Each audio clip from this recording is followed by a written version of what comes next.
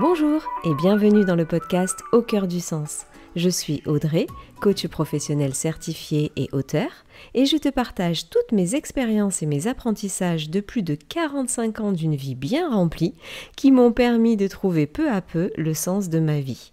Et dans cet épisode, je te propose de découvrir l'interview d'Assa, coach de vie et hypnothérapeute. Donc bonjour Assa. Bonjour Audrey, ça va? Ça va très bien, merci d'avoir accepté de participer à cette interview. Alors déjà, dans un premier temps, je vais te demander de te présenter et de présenter un peu ton parcours. D'accord, ok. Alors quand tu me demandes de me présenter, c'est personnellement, professionnellement? Fais-toi plaisir. Qu'est-ce qui est important pour toi aujourd'hui? Alors un peu le pro et après aussi le perso. Assa, Diehoun, âgée de 38 ans, d'origine malienne et ivoirienne. Et sinon à côté de ça, je suis coach et mentor spirituel. Et j'aime le soleil, les mangues et les kiwis jaunes. Génial. Est-ce que tu peux nous parler un peu de ton parcours? Alors, mon parcours, oui. Bah écoute, quand on remonte plus loin, j'ai fait un bac économique et social, ES. Ensuite, j'ai fait une première année en psychologie. Je me suis réorientée en sciences de l'éducation. Et j'ai fait un premier master en métier de l'enseignement, parce que du coup, je suis ancienne professeure des écoles. Et ensuite, j'ai repris mes études pour faire un master en ingénierie de la formation professionnelle. D'accord. Et il y a une expérience en particulier qui t'a marqué? Alors, j'ai eu plein d'expériences différentes. Laquelle te vient en tête en premier? En premier, l'enseignement. D'accord. Qu'est-ce qui t'a marqué dans l'enseignement? J'ai travaillé avec des maternelles. Et c'était juste magnifique de pouvoir leur apprendre, leur partager des choses et l'imaginaire qu'il y avait tout autour, enfin les histoires autour du loup. Oui, c'est beaucoup d'imagination, beaucoup d'innocence. Innocence et insouciance, ouais. Et comment ça se fait que tu n'as pas continué? Alors, autant travailler avec les enfants, c'était quelque chose qui me plaisait beaucoup, autant le ministère de l'Éducation nationale a des valeurs avec lesquelles je ne suis pas trop en adéquation et la manière dont les programmes étaient articulés et même les conditions qui étaient mises en œuvre pour enseigner, je trouvais que c'était pas optimum et il y en a beaucoup qui disent l'éducation nationale c'est un dinosaure. Oui, je confirme. Et qu'est-ce qui t'a poussé à changer? Parce que quand même, c'est confort, l'éducation nationale. Alors, ce qui m'a poussé à changer, c'est justement, on va dire, c'était ça m'a mis dans une position où j'étais un peu, comment dire, en dualité dans ma tête où, ok, le métier me plaît, je kiffe, mais derrière, tout ce qu'il y a autour, ça me plaît pas du tout. Du coup, petit à petit, ça pèse, et là, tu te dis non, en fait, j'ai pas envie de continuer dans cette voie-là. Il y a un événement particulier qui t'a fait te décider? Oui, j'ai échangé avec une enseignante. Alors, j'étais avec elle dans sa classe parce que du coup, elle était directrice, donc elle n'avait pas sa classe tout le temps. Donc, moi, je récupérais la moitié du temps la classe. Et j'ai eu quelques jours d'observation avant de prendre la classe. Et il y a une maman qui est arrivée pour récupérer son fils. Et elle était enceinte. Et quand elle m'a dit, ouais, bah, celle-là devrait apprendre à parler français au lieu de faire des gosses tous les ans. Il y avait une grosse communauté turque là où j'enseignais. Je me suis dit, waouh. Et donc, cette personne-là, t'as décidé à dire c'est la goutte d'eau? C'était la goutte d'eau de trop. Enfin, j'ai entendu beaucoup de réflexions, enfin, discriminatoires, discriminantes, enfin, et je me voyais pas du tout continuer dans ça. Et comment tu as découvert le coaching, justement? Dans mon expérience en tant qu'ingénieur formation, j'ai formé des formateurs. Et c'est vrai qu'il y avait pas mal de formateurs qui avaient des problèmes de confiance en eux, qui n'étaient pas trop motivés, qui n'étaient pas trop à l'aise. Et au-delà de la formation, je prenais le temps d'échanger avec eux pour faire des petits entretiens individuels. Et c'est vrai que j'arrivais assez bien à les rebooster. Après, à côté de ça, je suis aussi l'aîné de ma fratrie. On est 7 enfants. Et j'ai beaucoup aidé ma mère avec mes frères et sœurs et tout ça. Et ce qui s'est passé, c'est que déjà dans le cadre perso, j'étais toujours celle qui posait des questions aux enfants du quartier. Alors, qu'est-ce que tu deviens? Qu'est-ce que tu fais? Etc. On me disait, mais tu travailles à la mission locale? Non, pas du tout. Mais toujours, je donnais des conseils. Et en fait, sur ce poste-là, j'ai ma responsable qui m'a dit, mais ça vous irait bien, hein, coach, hein, madame? Ah bon? Ok. Et pareil, j'ai une de mes cousines avec qui je passais beaucoup de temps qui m'a dit, ah, ça t'irait bien d'être coach. Et je me suis renseignée sur le métier de coach. Et là, je me suis dit, ah ouais, ça a l'air de me plaire. Et voilà comment j'ai atterri. J'ai cherché une formation et voilà. Je me suis lancée dans le coaching et finalement, ouais, c'est quelque chose qui me plaît bien. Et tu as un podcast d'ailleurs, et dans le premier épisode de ton podcast, tu dis exactement parler de soi, c'est apprendre à se connaître. Pour toi, c'est important d'apprendre à se connaître?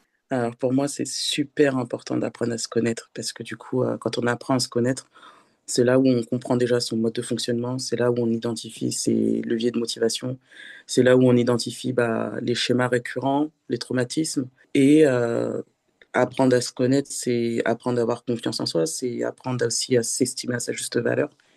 Et du coup, tout ça, ça permet d'être léger et bien et au clair avec soi-même. Et c'est quelque chose que tu appliques, j'imagine, dans tes accompagnements? Tout à fait. Ouais. C'est important de. Enfin, c'est comme quand on achète un nouvel appareil. Bon, on les connaît plus ou moins maintenant, mais je sais pas, par exemple, un nouveau air fryer qui a plein de fonctionnalités. Si on veut l'utiliser au mieux et qu'on veut pas l'abîmer et que on veut tester plein de recettes avec, déjà, il faut l'expérimenter, mais c'est aussi prendre le temps de lire la notice, demander aux autres alors, et toi, tu fais quoi comme recette avec, etc. Et en fait, c'est ça qui permet de bien connaître son appareil et de pouvoir faire plein de trucs avec et de découvrir aussi des nouveaux trucs. Et je me dis, c'est pareil pour la connaissance de soi, en fait. Dans tous tes métiers, parce que tu en as eu plusieurs, tu en as abordé que quelques-uns, mais tu en as eu beaucoup quand on t'écoute, il y a toujours un rapport avec l'humain. Ah, il y a toujours un rapport avec l'humain et il y a aussi cette. Alors, je suis une fille qui est très curieuse. Donc, il y a ce rapport avec l'humain, mais il y a aussi ce lien commun entre tous les postes que j'ai occupés, c'est la transmission et le partage de connaissances. Et ça, c'est quelque chose qui est super important pour moi. D'accord. C'est quelque chose et que tu as retrouvé dans chacun des domaines que tu as exercé? Oui, pour le coup, oui. Et je me dis, c'est pas fini parce que du coup, j'ai commencé dans le coaching, après, je me suis formé aux soins énergétiques et j'ai continué dans l'hypnose. Enfin, et finalement, tout ce que j'apprends, ça me permet, moi, d'enrichir mes accompagnements et de pouvoir aussi apporter beaucoup plus de réponses personnalisées, appropriées, adaptées aux personnes que j'accompagne.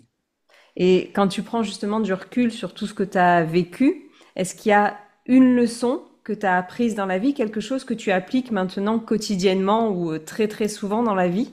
Oui, faire au plus simple avec les ressources que j'ai à m'apporter. Ça, vraiment, c'est quelque chose qui m'a, je pense, qui a chamboulé pas mal de choses. Après, c'était suite à la lecture des 4 accords Toltec, mais je l'ai réadapté un petit peu, mais c'est surtout, ouais, je fais au plus simple avec les ressources que j'ai à m'apporter. Et clairement, ça fait tellement du bien.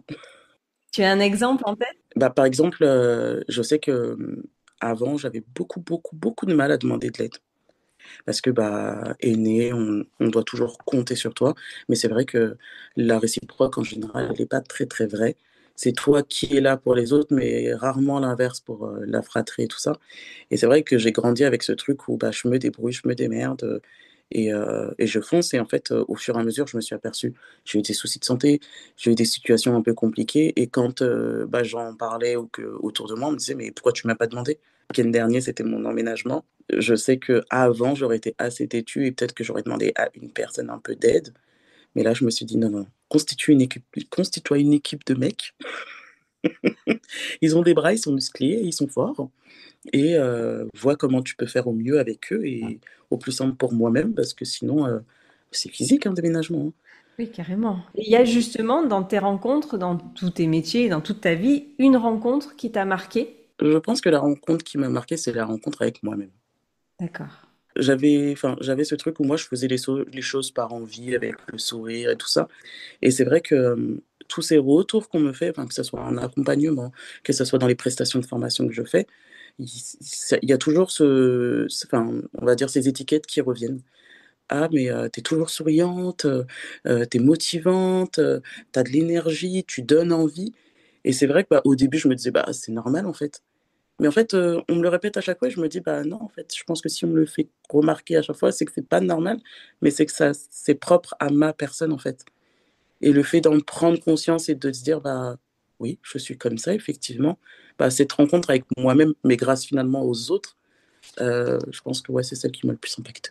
Et justement, la question signature du podcast, en fait, dans ce podcast, je suis un peu en quête de sens et j'essaye d'aller au cœur des choses. Pour moi, j'ai pas encore trouvé totalement le sens de la vie. Est-ce que tu as, toi, trouvé le sens de ta vie et à quoi ça sert pour toi tout ça? Alors, est-ce que j'ai trouvé le sens de ma vie? Je pense que oui.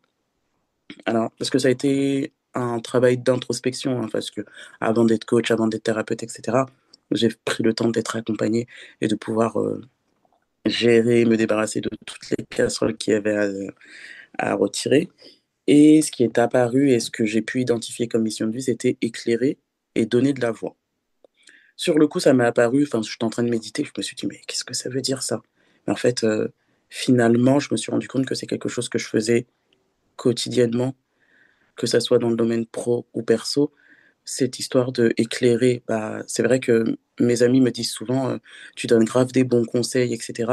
Oui, parce qu'en fait, quand on m'expose une situation, bah, je vais pas dire oui, mais moi à ta place, non, je suis pas à ta place, je suis pas dans tes baskets, j'ai pas vécu ta vie, j'ai pas parcouru les kilomètres que tu as parcouru. Par contre, étant donné que je suis extérieur à la situation, bah, j'ai le recul nécessaire qui va me permettre de te dire, bah voilà, tu as telle option qui s'offre à toi, telle option, et à toi de voir en fonction de ce que tu veux et ce que tu cherches, l'option que tu vas prendre. Et donner de la voix, bah, du coup, ça, je le retrouve dans la partie bah, podcasting, hypnose. Et c'est marrant parce que tu vois, j'ai toujours détesté ma voix jusqu'à ce que je me forme à l'hypnose. Et là, bah, quand on faisait les exercices, tout le monde voulait se mettre avec moi. Et je me disais, mais pourquoi ils veulent se mettre avec moi? Je comprends pas. J'ai une grosse voix. Et on me disait, mais non, mais ta voix, elle est grave apaisante. On sait qu'avec toi, on va être bien relaxé, bien détendu et tout. Et du coup, je me suis dit, ah ouais, d'accord. Et pour quelqu'un qui n'aurait pas trouvé le sens, tu lui donnerais quoi comme conseil? Franchement, je lui dirais de passer du temps avec sa personne. Parce que il y a tellement de distractions dans cette société dans laquelle on vit, que ce soit, enfin, je parle quand je dis distraction, je parle pas seulement de Netflix enfin, et que de la télé, hein, mais aussi ce truc de se dire, je me programme plein de trucs, je me laisse pas de temps pour me poser, pour souffler, etc. C'est aussi des distractions. Appeler, envoyer des messages par-ci, par-là, aller faire 15 000 sports, etc. Ce sont aussi des distractions et finalement qui nous laissent pas le temps de passer du temps avec nous, la personne qui est la plus importante. Et pour ma part, je dirais que oui, passer du temps avec soi, que ce soit de la méditation, que ce soit d'aller marcher, mais juste du temps seul avec soi pour identifier ce qu'on aime, ce qu'on n'aime pas, ce qu'on peut faire et tout ça. Merci beaucoup Assa pour cette découverte. Merci pour tout. Je te souhaite donc du coup à toi auditeur et à toi Assa une bonne journée ou une bonne soirée. Et puis eh ben, je dis à mes auditeurs à la semaine prochaine pour un nouvel épisode. Merci Assa. Merci à toi.